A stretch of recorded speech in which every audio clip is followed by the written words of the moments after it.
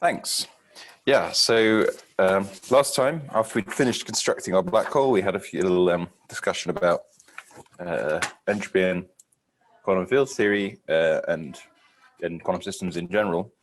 And we're now going to finally apply that to our black hole. So the first thing we're going to be doing is just taking the evaporating black hole that we constructed earlier and asking about the entropy of Hawking radiation.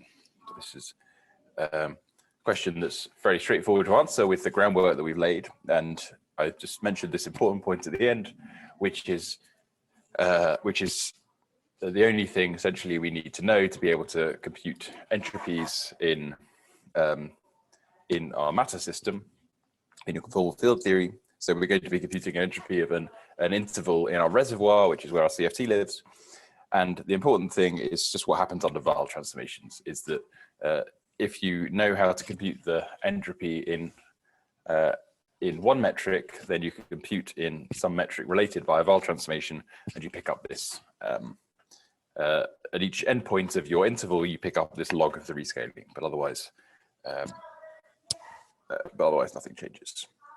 Okay, so just a reminder of what our evaporating black hole looks like is that we had a picture like this with our reservoir over here, and here's our sort of ADS black hole region.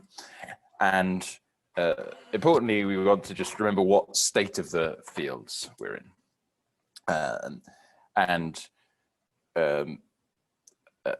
We've chosen to have nothing falling into the black hole. So one way to think about the state is we can define the state on some sort of Cauchy slice in the past. And the important thing is that over here, it looks like the vacuum. Then over here, again, because of this phenomenon that what happens in the past very quickly washes out, we only need to know that the state is going to be regular at the event horizon. So if there's stuff going on early time, it maybe will give some sort of order 1 contribution to the entropy, but it's not going to affect in particular, the rate of production of entropy at late time. So what we're actually going to compute is to take some interval.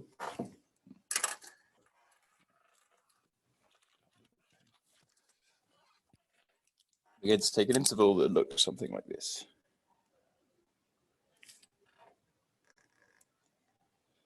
So this is where the radiation is going to live. So this is a point that's, the endpoint of this interval is just inside the reservoir. It's at some point U is equal to V is equal to T, but just slightly displaced in the reservoir, into the reservoir. So it's in this piece where we have a fixed background. So that's roughly speaking, we're collecting the radiation that's coming out before time t. We're going to ask what happens as we move this up, as we move the endpoint up, as we collect more radiation. So, because we have this vacuum that's regular at the horizon, to describe our state, we want to use this some coordinate that's regular at the horizon originally. So we're going to start with a state, start by describing this in a metric that's suitable to describe the horizon itself, which means that this capital U coordinate, this sort of Kruskal type coordinate is suitable. You could make some other choice, but it doesn't really depend too much on the details. The important thing is that it's going to be regular at the horizon. And we're going to use this, the small v coordinate, because that's telling us the incoming state is the vacuum. So we can say that at least locally the state is going to look like the vacuum in these coordinates, capital U, small v. Okay, and but of course that's not the actual physical metric in the reservoir. The physical metric is minus d small u d small v. So that's related by this Weyl transformation. So you have this omega squared is 1 over f dashed of, in this instance, f dashed of t, because we're taking the end of the interval to lie very close to this boundary between the reservoir and ADS. Okay, so I guess this should be a T. Fine. So, yeah, plugging that into our formula earlier, we get our entropy is going to look something like this. So the important thing now is that as we move this interval up, this entropy, in fact, it doesn't really have to be the vacuum. It could be any state that at least looks like the vacuum at the horizon. Any state that's regular at the horizon is going to be essentially independent of the endpoint at this point. It's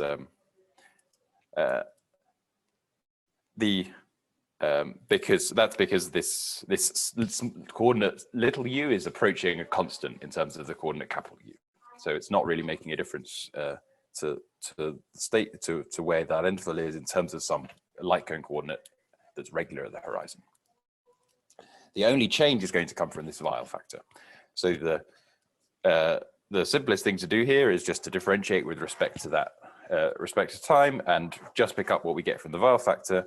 And this reparameterization function we had that relates the ingoing cross-scale time with the usual, or sorry, rather the outgoing cross-scale time with the usual outgoing time was roughly an exponential. So in our black hole, we had f of t at early times was minus, or sorry, at any time it goes roughly like minus a constant times e to the minus rh times t. And that, of course, just gives us this simple result. And this is what we expected from the fact that this entropy density was thermal. So if we really thought this entropy was in the thermal state, this rate of entropy production is precisely the thermal entropy density. Okay, but in particular, this is increasing for all time. Okay, so for us, the black hole is going to be slowly evaporating, so RH of t is going to be decreasing over time, so the actual rate of entropy production is going to be slowing down as the black hole gets cooler, but it's going to be continuously producing entropy. It's never going to come back down again. So it's not like this page curve that we met at the end of last time. Just to note that you can also ask what the Bekenstein-Hawking entropy, how the Bekenstein-Hawking entropy changes, and this is just by taking we computed this from using the first law, and it was basically the value of the dilaton at the horizon. And this decreases at the same time because the black hole is shrinking, it's losing energy, but the entropy, the Bekenstein-Hawking entropy is shrinking at a slower rate than the radiation entropy is growing. So the entropy of radiation plus the entropy of the black hole is increasing. And if we take these to be thermal entropies, then that's exactly what we expect. It's that it has to increase as a second law of thermodynamics, and in particular, this process is irreversible, so it's producing entropy. And in fact, so this factor of 2 is something that's special to conformal matter in 2 dimensions, and it's something extremely simple. There's an exercise in the notes about computing the page curve in a very ordinary quantum system, which is just like a box of weakly interacting relativistic bosons, like a box of photons in d dimensions. This is the result you'd get for a box of photons in 1 dimension. So, okay, that just happens to be a thermodynamic matches up. In higher dimensions, there's some other different ratio, but always the rate of radiation entropy increase is bigger than the rate of Bekenstein-Hawking entropy decrease. And in fact, you can call this the generalized second law if you like. This is it's a version of what Bekenstein called the generalized second law. Okay, so this is plotting these radiations that we computed. Question Yes. in the chat. Is this a coarse-grained entropy you talked about last lecture? Yeah, okay, so this is exactly the point I'm now getting to. I'm talking about this like it's a coarse-grained entropy. like it's a thermal entropy. And indeed, this is exactly the answer that you would get and you'd want from a thermal entropy. So if this is a sort of thermal entropy where our coarse graining is just that we know what the energy density is, but otherwise we don't know anything, then this is the good right result, and this is the sort of entropy we would like a second law for. But we did not compute the coarse grained entropy. We computed the fine grained entropy, the von Neumann entropy of the radiation in our black hole. And we got this result. We got this red curve. So, okay, it's exponentially approaching some constant.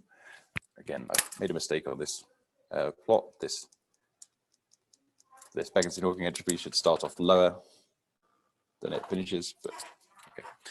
I haven't really changed that. But the important point here is that this radiation entropy, this von Neumann entropy, is increasing for all time. But at the same time, this Bekenstein-Hawking entropy is steadily decreasing. Okay, so for this system, really, we'll see later. You should think of it being a sort of zero temperature entropy, which shifts this blue curve up by a lot. But qualitatively, that doesn't actually make a difference, because whatever we do, we can carry on feeding the black hole. We can throw in more. We can throw in more and more energy in a pure state, and the black hole, this calculation, will still hold. It'll still produce entropy, and it'll still produce von Neumann entropy, fine-grained entropy. In other words, it's producing entanglement between the black hole system and the radiation system, and we can produce as much entanglement as we like. So this is another way of saying this is the radiation entropy is getting arbitrarily large. A way of saying this is that we're having unbounded entanglement between the radiation system and the black hole system for a fixed black hole. So a fixed black hole, if we are to believe this calculation, can support arbitrary entanglement with some other auxiliary system. So that means that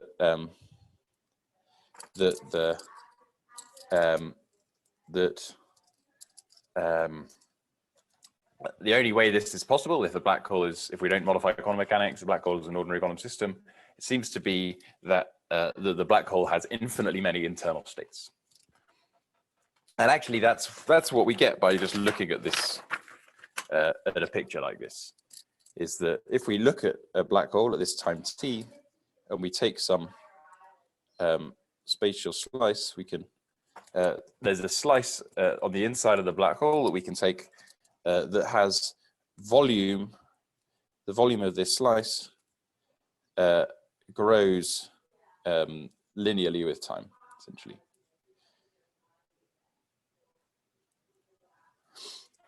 And the sort of physics of, one way of thinking about the physics of what's happening is that as the black hole evaporates, you're producing some outgoing Hawking photon, but at the same time, you're producing some entangled photon in the inside the horizon. And because the volume of this slice is growing linearly with time, you're just you're populating it with more and more of these Hawking partners. Then the entropy, the entanglement between the inside and the outside is growing with time. Okay, but this now really is does seem like a problem. Before we talked about the information problem and said, okay, pure states evolve to mixed states. That sounds strange. It's not what we usually have, but it's not inherently pathological. But this really does seem to be. So there's a few possible ways around this. So first of all, is that this idea that the Bekenstein-Hawking entropy is a thermal entropy is, so far we've just computed it from the first law, dE is equal to TdS. The idea that it's a thermal entropy, that it's some kind of thing that counts internal states in the quantum statistical sense we discussed at the end of yesterday is just wrong. And this essentially is saying that another way of saying it is that the sort of integration constant in the first law is is infinite formally in some sense. And it can just, it's this sort of unbounded box of possible states. This seems to have a problem, is that if you try to write down a relativistically invariant theory of an object that has infinitely many possible internal states, then this causes a catastrophic instability of the vacuum. The rough idea is to have some Feynman diagram like this, where a black hole comes in and maybe it scatters off some photons or some gravitons. Okay, so this is a thing that we can very easily compute. It's just the cross-section of scattering photons from our black hole. Then we can use crossing symmetry, if we have a relativistically invariant theory, to write a corresponding sort of T-channel diagram for the black hole. And the T-channel diagram will look something like this, where you have scattering of photons, and it produces a black hole and an anti-black hole, if you like. And you can compute the rate of this from this. It'll be exponentially small for any individual black hole, but if there are infinitely many internal states, then the total rate is going to be infinite. So one example of this would be any electric field. You would have Schwinger pair production of some charged black holes, for example. It appears. Yeah. So this seems like a problem. So I think some people argue that you shouldn't be able to write down an effective theory of black holes. I don't find that convincing.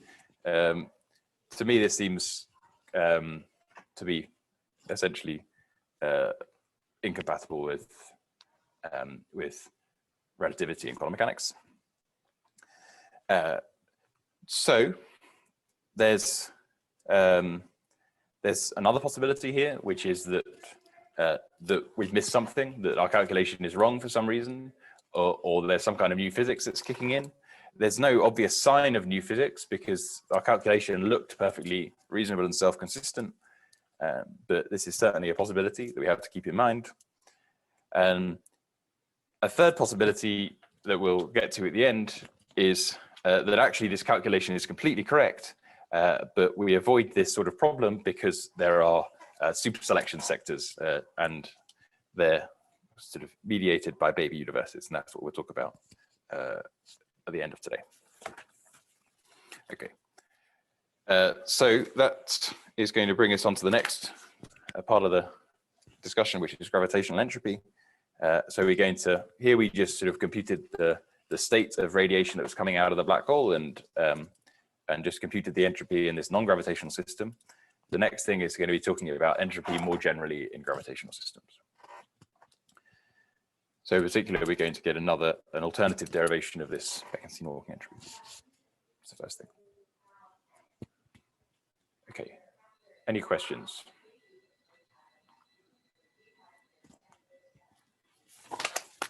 Okay. So let's talk about gravitational entropy. And to start with, we'll warm up just by talking about this sort of canonical entropy of a system at finite temperature. In this case, we're going to apply it to a black hole. So in general, here's a good way of computing the entropy in a sort of Boltzmann distribution. Is the first thing you can do is compute the partition function, compute the free energy via the partition function, the log of the partition function. And then, as we know from the usual thermodynamic relation, you just differentiate this free energy to get the canonical entropy.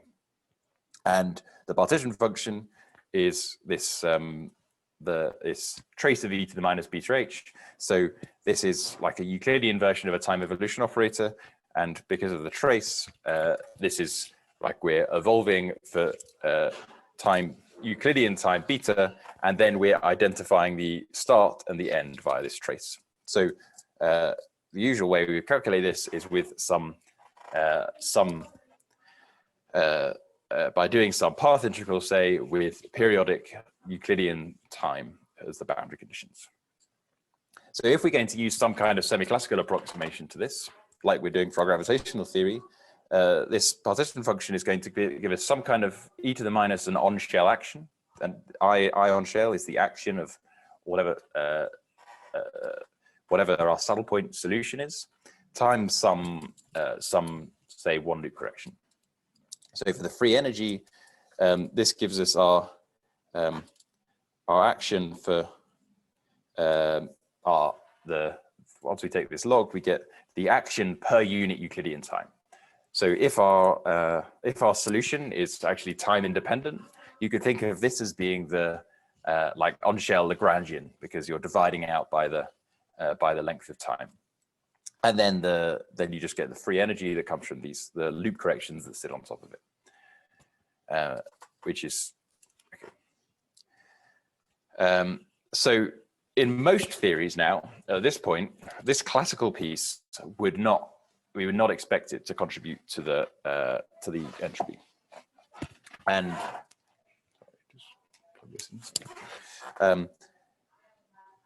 the reason is that if we have a local action with a time-independent solution, this on-shell action is going to be just proportional to beta. So that's just because if you vary the temperature, all you do is vary the periodicity of the solution without changing the solution in otherwise. And that's still a perfectly good solution. So most of the time, this on-shell action is proportional to beta. So we only get a constant piece to the free energy. It doesn't contribute to the entropy. All it does is tell you where the ground state energy is. So yeah, if you could do this for like the harmonic oscillator, and you'll find that there's an on-shell action, but all that tells you about is the ground state energy. So there's no classical contribution to the entropy. Usually the entropy has to all come from loops on top of the solution. So the loops are telling you about the excitations, are telling you about the possible states that are allowed. But gravity is kind of magical. Yeah, there is an important caveat here, is that this is a local action. And for example, in say the SYK model, which you can think of as a non-gravitational system, then you can write a semi-classical expansion in terms of the Schwarzian action, but the Schwarzian action is actually non-local. It's not local in time, and that allows you to get around this. Okay, but in gravity, there's something different. So we're going to take this seriously. The boundary conditions here are going to be periodic Euclidean time, but in gravity, we're only going to, our boundary conditions fix what the metric looks like asymptotically. They don't fix the whole space-time on which our theory lives. They only fix the asymptotics. And gravity does something interesting. The solution fills in the Euclidean time circle. And in particular, there's this sort of fixed point of the time translation symmetry in the middle. So this is a Euclidean black hole. And this point here is what becomes the horizon in Lorentzian signature. So we should think of this fixed point as being the horizon. And in fact, we sort of saw a version of this when we talked about relating the boosts to the time translation near the horizon, and said that a boost in Lorentzian signature becomes a rotation in Euclidean signature. So this beta periodicity is roughly the same thing about that we talked about earlier with the relating the near horizon boost to the asymptotic Hamiltonian. It's just it's a Euclidean version of the same thing. And now, if we have our we use our semi-classical approximation that we had before, just like this, we have the gravitational free energy is going to be some on-shell gravitational action plus some free energy that comes from the matter that's propagating on top of that, so the one loop piece. And now we want to ask what the entropy is. So to do that, we need to differentiate. So we need to change this period beta. And because this is a solution, there's a trick we could play, which is that we can, as long as we vary the boundary conditions correctly at infinity, then we can do anything we like at all in the interior. And to first order, it doesn't matter what we do. The reason is that this is a solution to the equations of motion, so it's stationary to any first order variation. So whatever first order variation we do is, we can do it for free, as long as we have the right variation at the boundary. So one variation that I'm allowed to do, so this, when we actually compute this free energy, we should vary it, change the boundary conditions, but keep it as a solution. But we're going to do something different, which is change the period of the boundary conditions, but we're otherwise not going to change the solution. And this will give us the same change in the action, because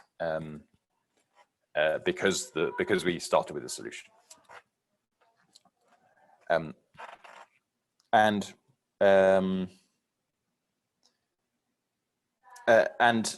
unlike what happened over here, okay, we don't get any contribution coming from most of the solution because of the same argument as before.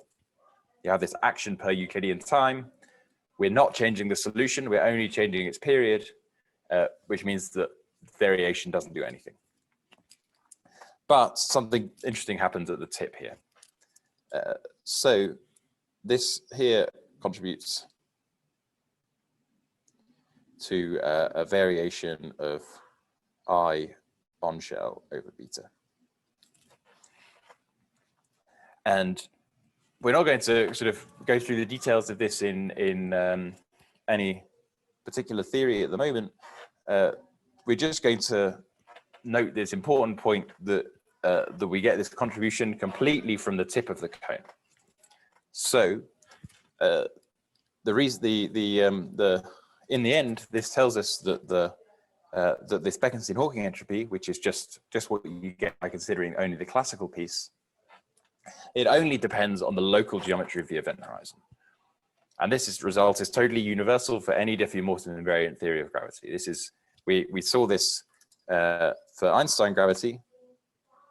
This is the area of the horizon in Planck units. But in general theories of gravity with maybe higher derivative corrections, or in RJT gravity and so forth, whatever you do, it's always going to be some local property of the event horizon. It doesn't care about what you're doing far away. Okay. And oh, now I have to.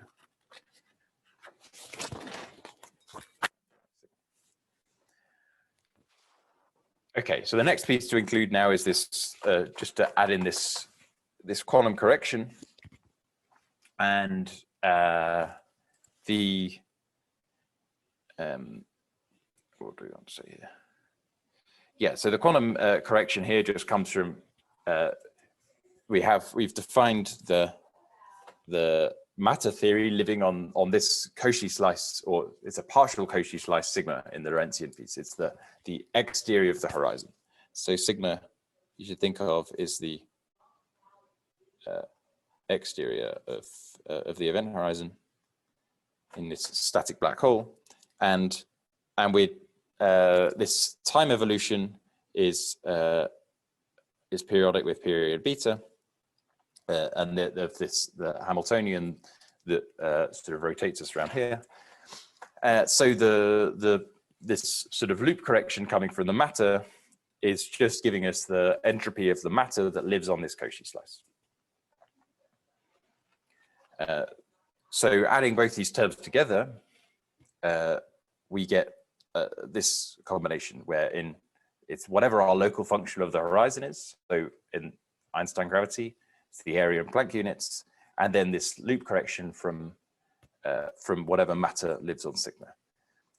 And there's the same sort of finer point that I made before, is that you should in principle include some contribution from sort of graviton one loop entropy here. The details are technical and subtle, but in principle it's there. Sorry, Henry, I guess a question which is always asked. So this is the first two terms and the expansions. Are there higher terms? in G Newton? Yeah, so I describe this as being one loop, but this is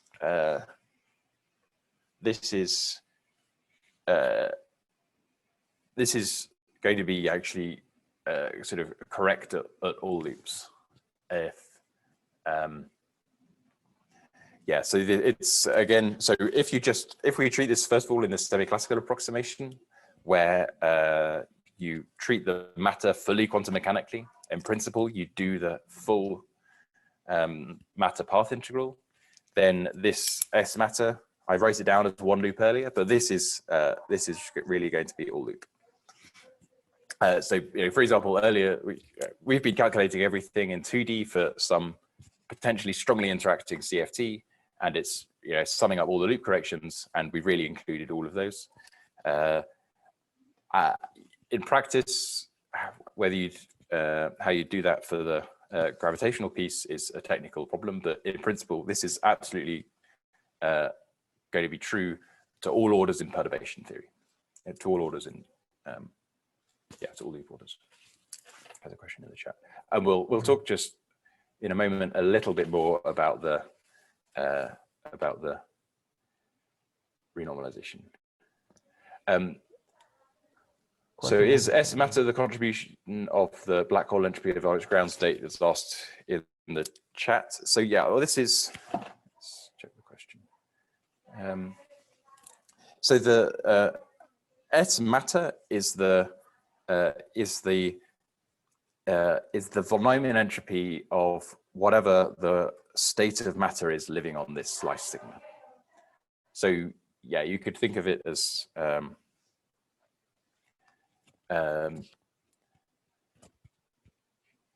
yeah, so actually we're going to talk about that because you might be thinking about a really bad problem with this.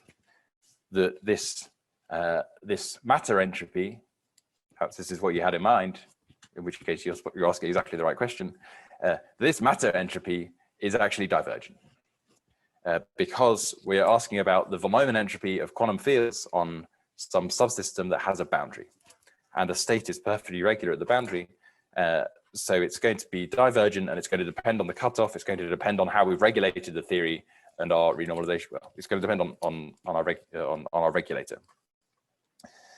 So this seems bad. So our example in 2D is that we have this logarithmic divergence, that the entropy goes like the log of some length scale divided by epsilon. So epsilon here, this is some UV cutoff. So maybe we stick maybe we put a lattice on top of our spacetime, and epsilon is the lattice spacing. So this seems like a big problem.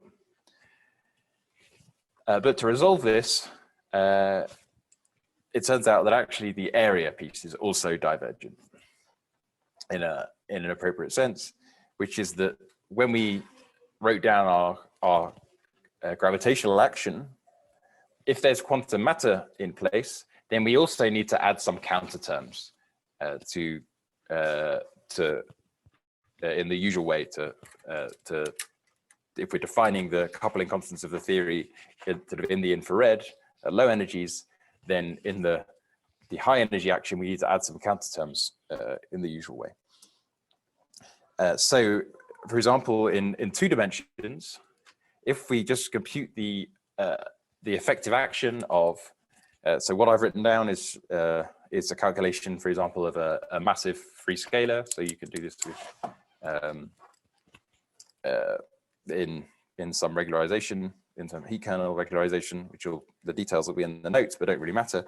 Is that if you just integrate out the matter on any fixed geometry, there are divergent pieces. There's a piece that diverges like 1 over epsilon squared, that's proportional to the area of the spacetime. So this is a cosmological constant counter term. It doesn't change the entropy, so it's not so important for us now. But this right here is the cosmological constant problem. So you need to add a counter term to cancel this. But then you also have this second term, this subleading divergence, which is logarithmic in epsilon and goes like the integral of the curvature. And it turns out that so this means you need to add, this is I effective. Sorry. It's that action. So we have to add a counter term to cancel this. So here we have, I've sort of run out of room here, but we add a counter term which is exactly minus this to the gravitational action, so that our theory, our action in the infrared is independent of our cutoff epsilon. And that counter term in the action essentially it's a renormalization that shifts the dilaton. So it adds some constant but divergent piece to the entropy. And that you can go through and check, and again, the details will be in the notes, but you can see already it goes like log epsilon, and it's going like the curvature. So you can see already that it's got the right form to cancel this UV divergence up here. So once you've included these counter terms in the area piece, then the two of these things together are UV finite and cutoff independent. Okay, so this is a very simple example where you can check it extremely explicitly, but the evidence is that this is really happens in general. And actually, the underlying reason why this must be true is sort of clear from the original picture. I just described one particular way to calculate it that involved splitting it into this gravitational piece and matter piece. But in the end, we're computing a partition function on this perfectly smooth background. So there's nothing there's nowhere for sort of divergences to come in. If our theory was well defined in the first place, then we know that it's going to be that the answer we're going to get is UV finite and doesn't depend on our renormalization scheme. So the basic reason is that it's coming from some smooth path integral. That once you split it up in this way and write it as a generalized entropy, the individual terms are divergent, but the combination, this generalized entropy combination. So yeah, just emphasize that this thing here we're going to be using quite a bit more. This is the generalized entropy of this partial Cauchy surface sigma, and it's given by the area of the boundary of that partial Cauchy surface plus this matter entropy on the partial Cauchy surface. And that is UV finite. Can I ask a question? I think I did, since we're still here on this page, I did not quite understand the answer to Sasha's question. So it says gravitational supposed to be exactly to loops in G Newton as well, or only in some whatever coupling the matter fields have? So the in principle at least, then yeah, it depends on exactly what sort of. Maybe I can make the question more precise. The reason why I'm asking is that we used a non-shell action, so it looked like semi-classical gravity still. So yeah. Yeah. So there's a detailed question of precisely how you trying to get the right answers. Yeah, exactly how we gauge fix the location of the surface, but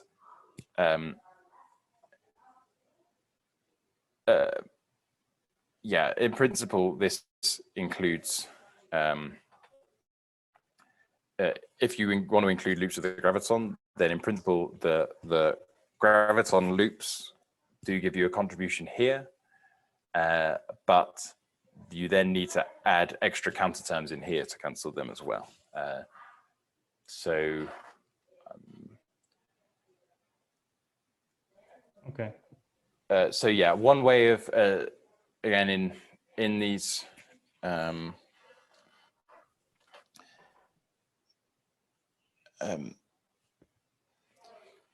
so just understand, are you useful and quick answer?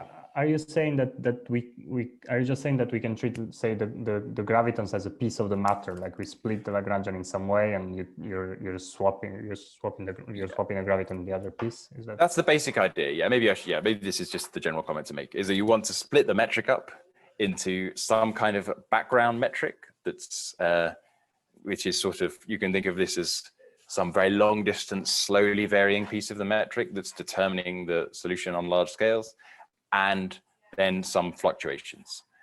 And you want to treat the fluctuations as just part of the quantum matter sector. Okay, thanks. So one concrete way to do this would be in, say, 4 dimensions. If you're looking at some spherically symmetric black holes, you could take the matter, the gravitational action just to tell you about spherically symmetric metrics, and then deviations from spherical symmetry, which would produce gravitons, for example, would you treat as matter loops. Sorry, can I quickly follow up Marco's question also? Yeah. That just to understand, there are one loop effects both from gravitons and from matter, well, all loop and matter, but if I imagine there are also 2 loop, 3 loop gravity effects in the G Newton. So what happens to those? Well, we can neglect them when they're small, and is that the attitude, or but then we have to check that they're small, or what? So the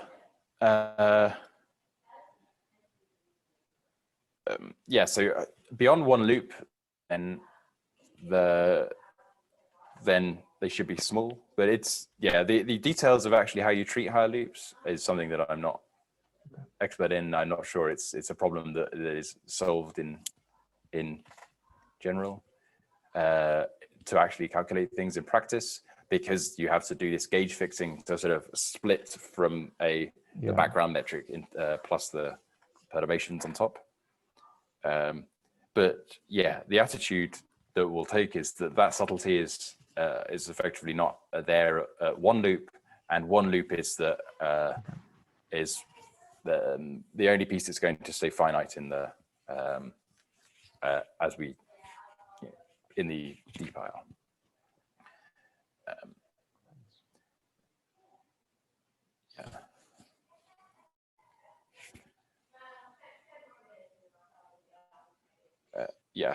That's for our.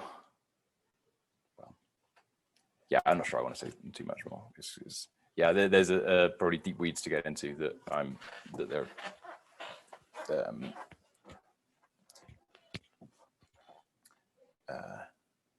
But yeah, to 1 loop at least. Maybe let's do it to 1 loop for today, and then everything is then there's all these subtleties are sort of absent, and we're happy. Okay, so now we want to generalize this approach. So we just talked about computing this what looks like a canonical entropy. So this entropy we want to think of now. Well, okay, so but first of all, I should comment that this gives us another derivation of the Bekenstein-Hawking entropy. So we derived it earlier from the first law, just by looking at these Lorentzian black holes. And now this Euclidean derivation gives us more directly this entropy. In particular, it gives us the integration constant, and essentially there isn't one. And but in our JT gravity, this would give us the integration constant S0 would come from the coefficient of the Einstein term. So that means that we want to interpret the Bekenstein-Hawking entropy, or at least plus this matter correction, as a coarse-grained entropy. It's the coarse-grained entropy where we've just fixed the energy of the black hole in this case, because it's coming from the usual Boltzmann distribution. But now we'd like to try to generalize this sort of calculation and compute. We want to be able to compute von Neumann entropies in gravitational systems or something that looks like a von Neumann entropy in a situation that doesn't have this nice time translation symmetry. So we use this, we kind of use this time translation symmetry and changing the periodicity, changing beta in an essential way. So there's a question of how we could generalize that if we don't have that kind of a symmetry. And the basic trick goes back to Lefkowitz and Maldacena, who introduced it in the context of ADS-CFT, but their paper is sort of prescient and doesn't mention ADS-CFT until the end, and it's called Generalized Gravitational Entropy. So they really, they knew that they were doing something general, and indeed they are. They're doing something talking about sort of gravitational path integrals with these sort of replica boundary conditions. And we won't go through the, in the interest of time, we won't go through the full details of the derivation. And I'll give a little bit of motivation of where this comes from later, but first of all, I'll tell you the result, which sort of generalizes what we had here. And we get this, this formula, which is the quantum extremal surface formula. Okay, there's a long list of people who contributed to this. So it goes, sort of stems from Yu and Takeyanagi in computing entropies in ADS-CFT. This form is written down by Engelhardt and Wall, and there's lots of people in between who've contributed. But this is not tied to ADS-CFT. It's a statement about sort of gravitational path integrals. So here's how you calculate it. The first part is we take this generalized entropy quantity that we introduced over here, and we take all the possible partial Cauchy surfaces we can think of that live in our gravitational system. But we do have some constraint. So these are going to be partially constrained by boundary conditions.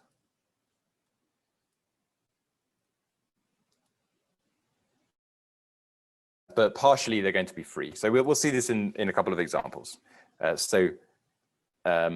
In the context of ADS-CFT, we've got some asymptotic ADS boundary, and sigma is some partial Cauchy surface that lives in the bulk, but it's going to be this constraint is that it's forced to end on some particular boundary subregion. But we'll have a slightly different constraint. Okay, so we've got all these possible partial Cauchy surfaces that split our space-time up into, split space into a sort of an inside and an outside. And then we ask what happens as we change our choice of sigma. So we vary sigma, and what we're looking for is that to first order, this generalized entropy is stationary. So the variation vanishes for any first order variation of sigma. So then we'll say that the boundary of sigma is a quantum extremal surface. So this is the classical version of this would be a classical extremal surface would have stationary area. This is the sort of what you think of as the leading most important term. And this generalized entropy you might like to think of as a quantum corrected area. And so this becomes a quantum corrected extremal surface. And then usually we'll find one or two possible extrema for this generalized entropy. So then you just take the minimal value of this SGen. Okay, so this is let's make it a little bit more concrete with our evaporating black hole. So we're interested in computing this sort of fine-grained entropy of the radiation. And so there's part of this partial Cauchy surface sigma that's going to be fixed by the boundary conditions. The fact that the question we're asking, we're saying, what is the fine-grained entropy of the radiation? So our partial Cauchy surface has to include this radiation system. So this is in the non-gravitational sort of sector in the non-gravitational space-time. So our boundary conditions that tell us where sigma is in either the non-gravitational piece. In the context of ADS-CFT, it's the boundary, but it's the place where space-time doesn't fluctuate is where we're fixing sigma. So that's this piece, but we're allowed to include some other piece, which I'll call I. This has become known as the island. And this piece is in the sort of fluctuating gravity region. And this is not fixed by boundary conditions. It's something that's going to be determined by sort of the dynamics. In particular, it's going to be determined by demanding this stationarity.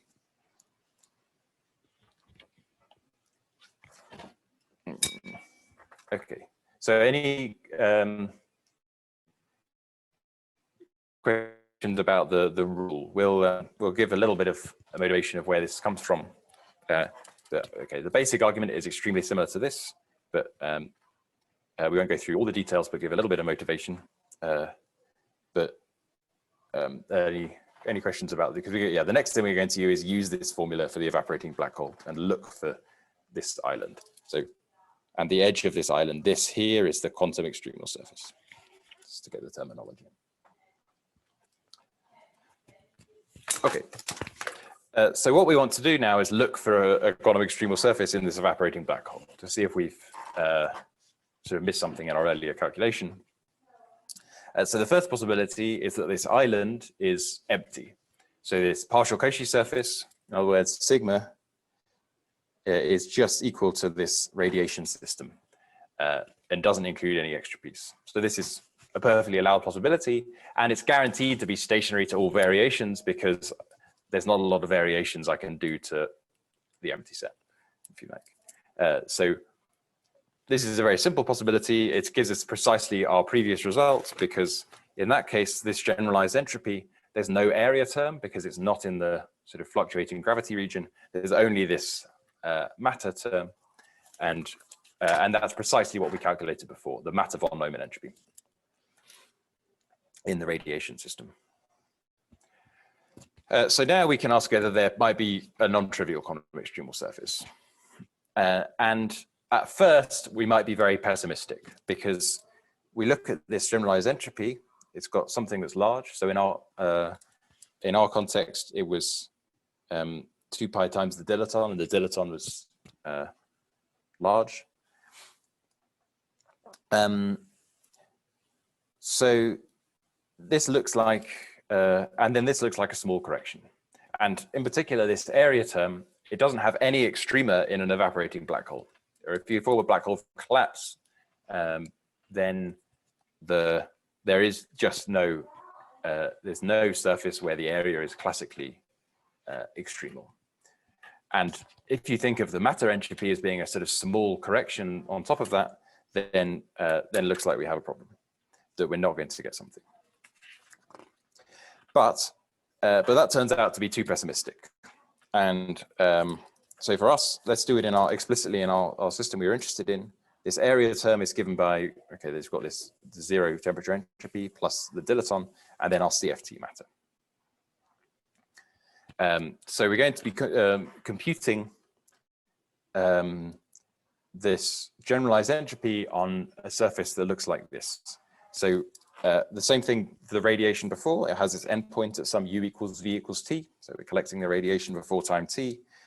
And then we're going to parameterize the end of the island by its critical coordinate, capital U, and its ingoing time. We're going to write the ingoing time by the amount that it lags by. So delta V is, if we go back here, this difference, if we trace the island on an ingoing geodesic back to the boundary, then this time difference is delta V. Okay. And we're going to use the same state that we did before. So that, recall, this is essentially vacuum in this U coordinate, and this is the vacuum in the V coordinate. So the important thing we have to now compute is actually the contribution that comes from this gap. So if you had a pure state, the entropy of a system is equal to the entropy of its complement. And okay, I'm being vague about what's going on to the island on the left of here. It depends on how we created the black hole, whether it starts in a mixed state or a pure state, various other things. But the only important thing for us at late times to determine quantum extremality is going to be what's going on in this gap. So to compute the matter entropy, it's good enough to compute the entropy in this vacuum state this interval. And this is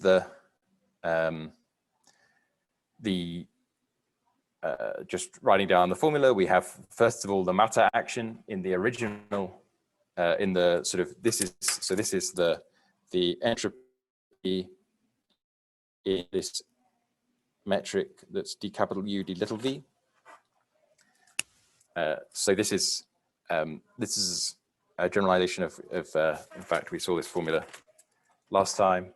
It's c/6 times the log of some length.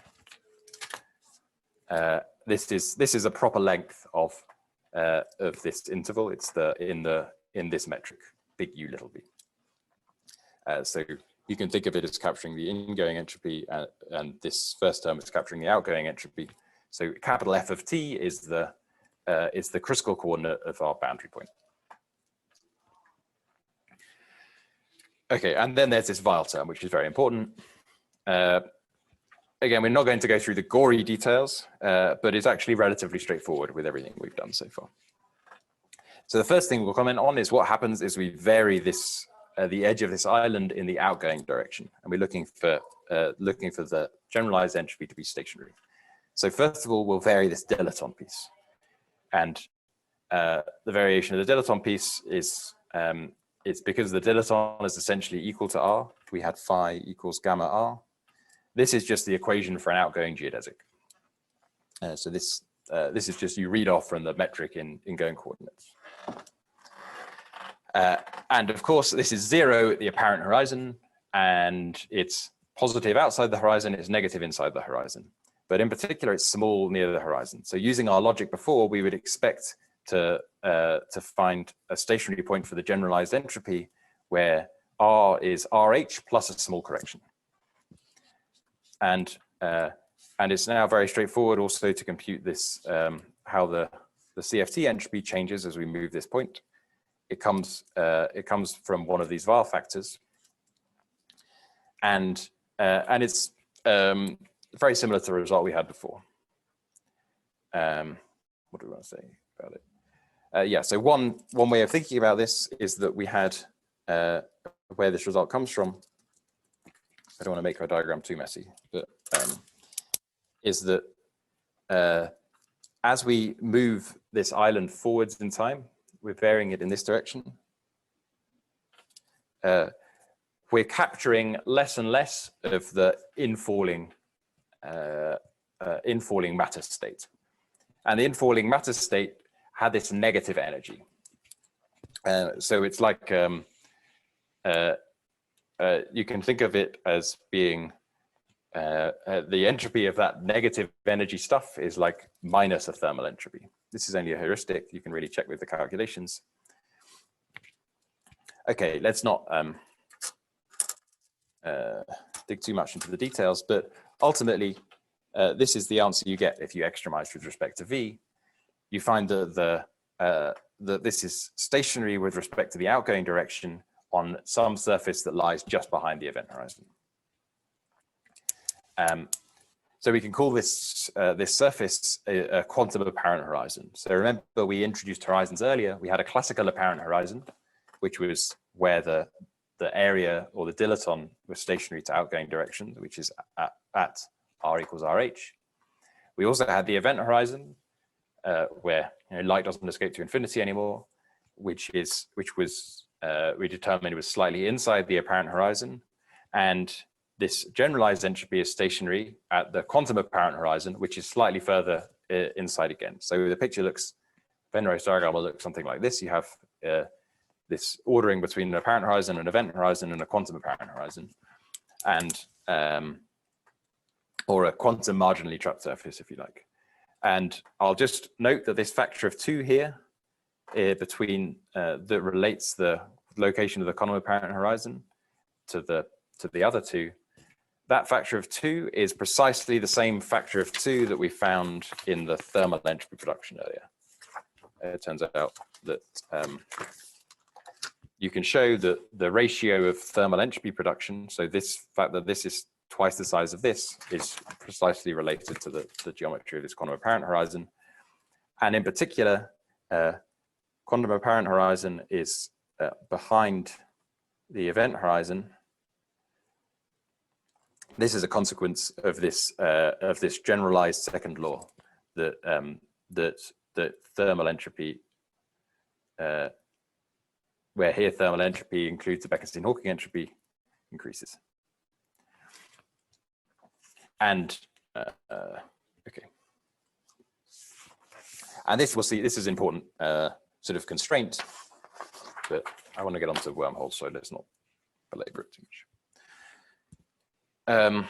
Fine, so that's in the outgoing direction. So it's not so surprising that we managed to find something stationary, because the area was basically stationary on the event horizon, and the quantum effect just added this small correction. That it's very important because it pushed it from outside the event horizon to inside the event horizon, but it's small. But now we want to vary in the ingoing direction. And this seems like it's going to be a bigger problem, because if we vary the area term, the dilaton, we get this large thing. This just tells us that the area is, as we move out from the black hole, the area of the transverse sphere is increasing at some very steady rate, and gamma is some large number for us. It's like 1 over g Newton. So it looks like this could never cancel it. But let's actually do the calculation.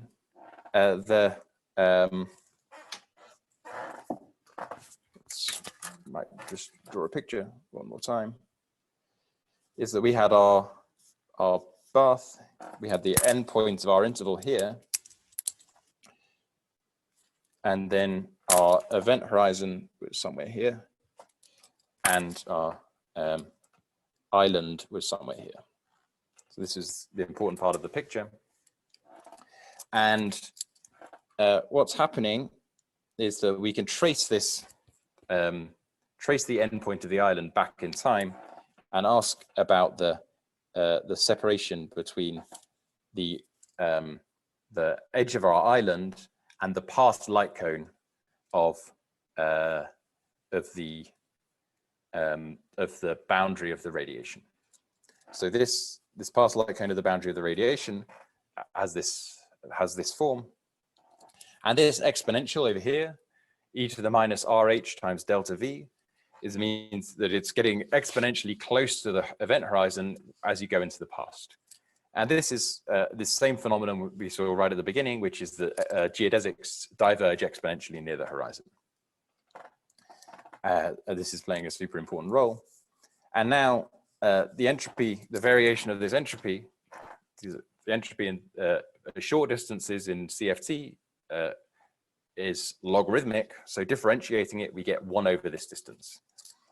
And the important thing is that this this separation in radius between the past light cone of the radiation and the island can become small, which means that this variation can become large, and it becomes large enough to cancel this first term. Okay, so you sort of plug all this in and you actually find a minimum. So this is what we said before, is that the radius, this is the location of the quantum apparent horizon. And then this delta V has to be large enough to cancel this large gamma. So the distance has to get small enough between this past light cone of the island and the past light cone of the radiation and the island to compensate for this large gamma, which means that the time in the past has to be logarithmically large. And we can write this time in the past as roughly beta times the log of the entropy. And there's a nice story here in terms of the in Presco, it's a paper, Black Holes as Mirrors, which is very beautiful and you should all read it. And I'll put something in the notes about this. It tells you how quickly information should be comes out in the radiation. So it roughly tells you the time scale on which if you throw something into the black hole, the information about what fell in comes out again. And there's a nice story relating to that. And this was basically the formula that they proposed for how long it should take based on some very simple model, and it has a beautiful geometric realization. see the notes for the details. But anyway, the upshot is we actually find this new quantum extremal surface. And the generalized entropy of this quantum extremal surface is mostly dominated by the area. This entropy term was extremely important in finding the extremum. The variation of it was extremely important, that it was, this variation was enhanced by this large sort of exponential deviation of geodesics near the horizon. But the actual value of the CFT entropy is not so important. It's only logarithmically large. So essentially the generalized entropy is of this new quantum extremal surface is given by the Bekenstein-Hawking entropy. It's given by the area of the horizon at the time you're interested in.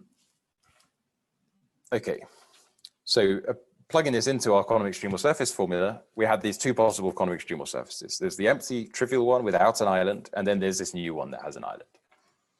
And we find that applying this quantum extremal surface formula, we get this transition between the two.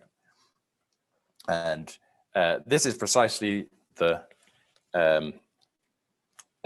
this page curve we saw before. So it saturates the bounds from the coarse-grained entropy.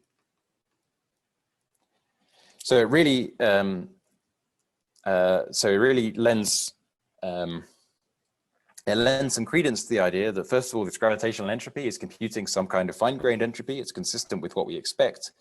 And this thermal entropy we think of as the coarse-grained entropy of the radiation, and the Bekenstein-Hawking entropy, this is now giving us evidence that we can think of that like a coarse-grained entropy of the black hole that's counting internal states. So this is wonderful. But there's a real puzzle here, which is that we used Hawking state in the calculation. To compute this this entropy of the CFT and its variation and so forth, we used this thermal state as some intermediate step in the calculation. And we already saw that can't be the right answer. The thermal state just gives you this first term, and it doesn't give you this second piece where the page curve starts coming back down again.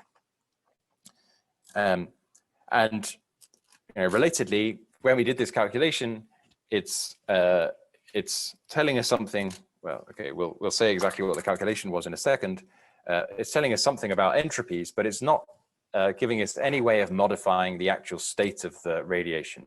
Or, for example, the expectation value of some operator measured in the radiation is not changing. So we haven't modified the state of the radiation, but that's just not consistent. Or it doesn't seem to be consistent. So we need to understand this, this puzzle.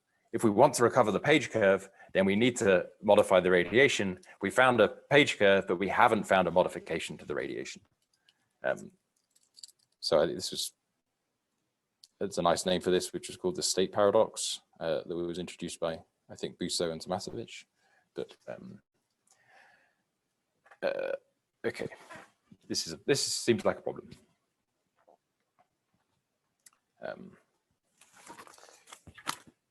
Yeah. Okay. Fine. Let's talk about what this S-grav is actually doing for us. Before we move on to considering this problem in more detail. So I just gave you this quantum extremal surface formula, but the way to get to this quantum extremal surface formula from the starting from the gravitational path integral is to consider doing this path integral with these replica boundary conditions. So before, when we introduced quantum field theory, we drew some pictures that were a little bit like this, where you used several replicas to compute. So this is the boundary conditions you would use to compute the matrix elements of rho radiation. So we can think of this as being you have some path integral that prepares in the lower half some state psi, and there's a sort of conjugate path integral in the top half that produces the conjugate sort of bra state, and then you trace out the state everywhere apart from in the radiation, and this constructs the density matrix of the radiation for you.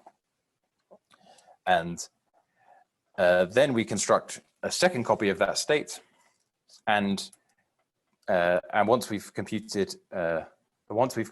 this 2 copies of radiation, so this is the state 2 replicas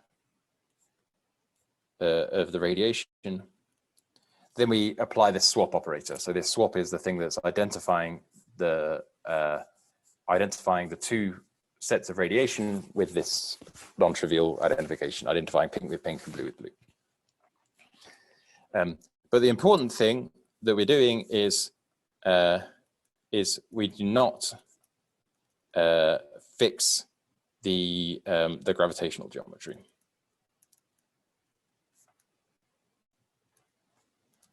That's all.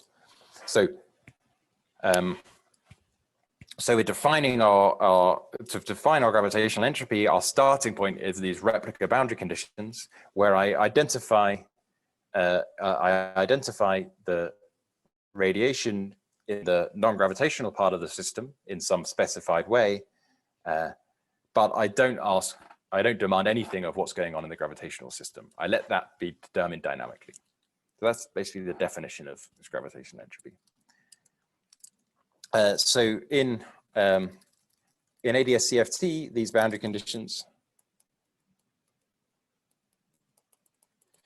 this really does compute the von Neumann entropy. But if we don't have something like ADS-CFT, it's actually not so obvious what it's computing. And we'll give an alternative suggestion later. And so let's see what happens this. So I should say that this region where we're doing the identification is the part of sigma that we fix, and the other part of sigma is going to live in the gravitational region where the island is going to live in the gravitational region where we don't specify what's going on. So here's what happens. This is what our saddle points look like in this topology. So they dynamically end up having some kind of connection that's in the bulk. So this is the region R, and this over here is the island. And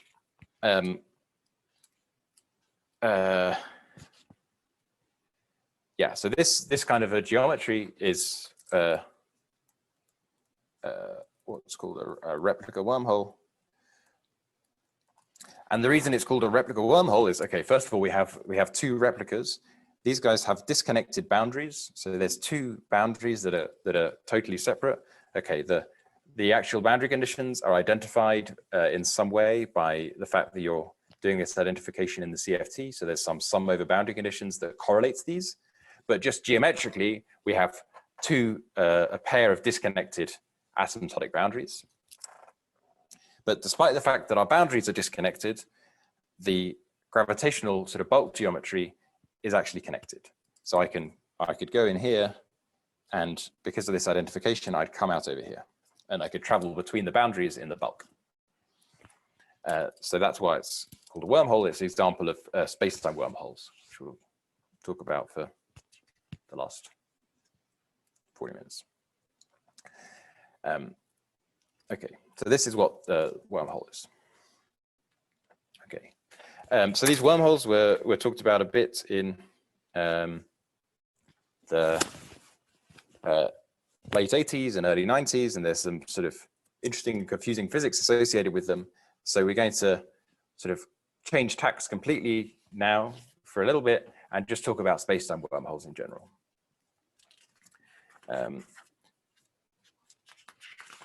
Yeah. Maybe the last just thing I'll briefly mention is that there's the Lorentzian version of these. So I've drawn sort of Euclidean pictures. Yeah, no, okay, we won't worry about that for time.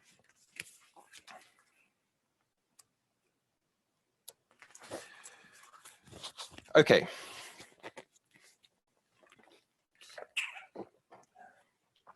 I'll just pause briefly here for catch my breath and ask if there are any questions. Yeah, perhaps I'll ask a question. So before you did a computation to get the von Neumann entropy using conformal factor, etc., so purely CFT thing, which gave you something outrageous. Now you're saying, actually, if I do the replica tree carefully here, I get something good. So at which point the previous computation went wrong? And if I were to, I mean, if somebody handed me radiation and 2 copies of it, and I could just compute an interference experiment, gets the purity of the state, which one would it be? You're asking exactly the right question. Yeah. So that's what we're going to sort of get to.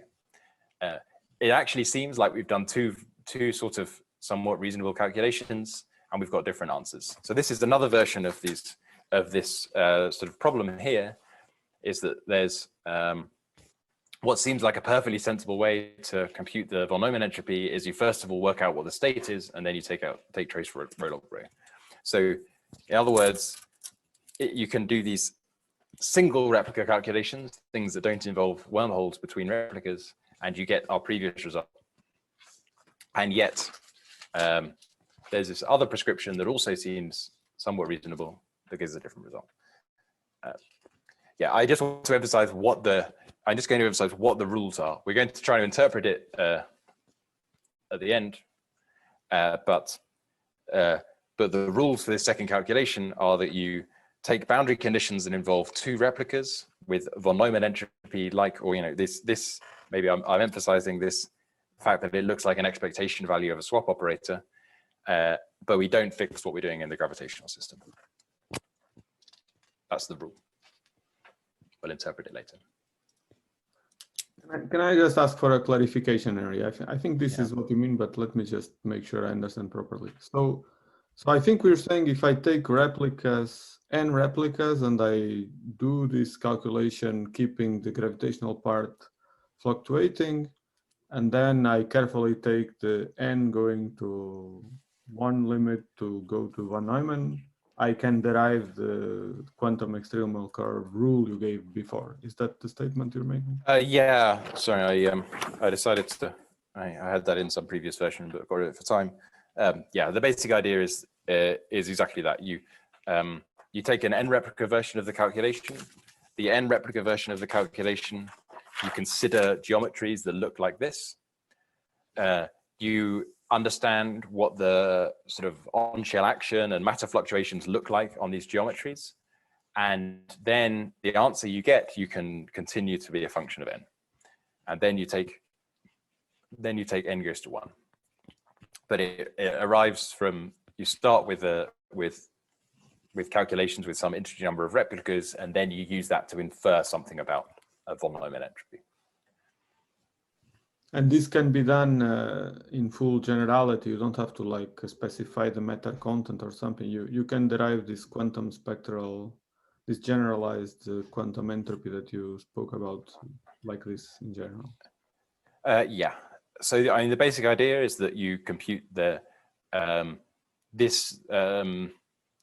you use this semi-classical approximation. The on-shell action picks up a piece from the boundary here. It's just like this sort of conical defect we had in the generalized entropy. So that gives you a classical piece that becomes the area.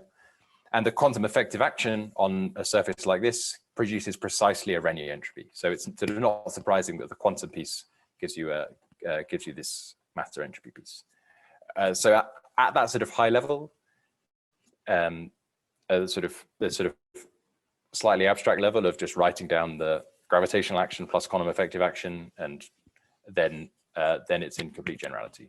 The sort of subtleties that Sasha talked about with graviton loops and so forth is of course there, but yeah. And just one more comment. So of course you don't know a priori how many islands you're going to have, right? This is part of your minimization procedure. Right. Yes, that's right. It's just there has to be a good reason to want an island, because an island comes with a big penalty. The area of the surface is some large number. So you have to gain something from it. But in principle, there could be many, many disconnected pieces. And so at this point, there is some well-defined computational procedure, but to attach an interpretation to it, in particular, that computes something in quantum mechanics, this is still. That's what we're okay. Yeah, we're aiming to get to a precise interpretation of what this is calculating at the end. Hopefully, we'll get there.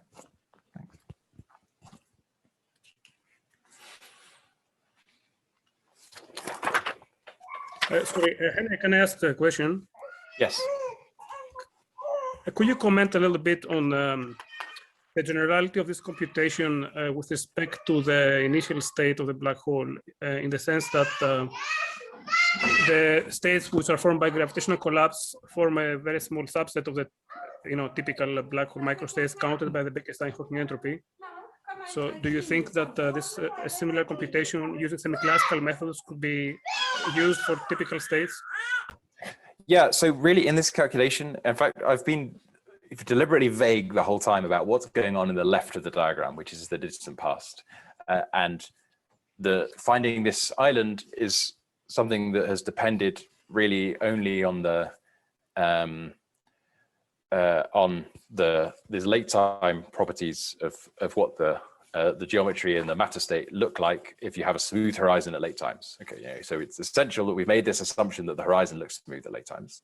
In the Euclidean computation, would you not have to insert the initial state as a boundary condition somewhere? And if that state is very complicated, do we have control over the computation? Yeah, but I can rule out the fact that if you made some very complicated initial state, then it would not necessarily look like a black hole that was recently formed from collapse. That's yeah. If you had a state, or maybe a state that's with some exponentially long time evolution, then I can't guarantee that. So I'll be specific about the detail I'm using, which is that the geometry and matter state have a smooth horizon at late times that looks like this. Okay, thank you. I won't. Yeah, I don't want to dig too much into the detail. It might, so that the exact where the transition happens, for example, that would depend on the details of this thermal radiation might include a load of stuff that happened at early time. So the actual time of the transition might depend more on the initial conditions, but the existence of the surface itself doesn't.